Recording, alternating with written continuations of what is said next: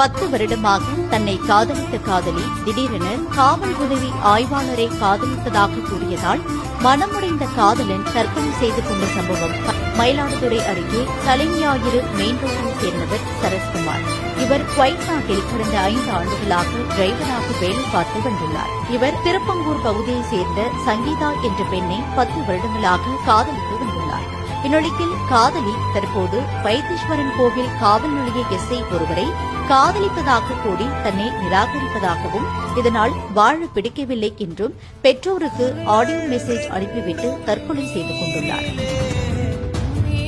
அவன் யாரையோ SI love பண்றாளாமா, Vaitheeswaran வெளி எஸ்ஐ லவ் பண்றேன்னு சொல்றாமா. என்னால இருக்க முடியலமா, என்னால வாழவே பிடிக்கலமா, நான் சாவ போறேமா.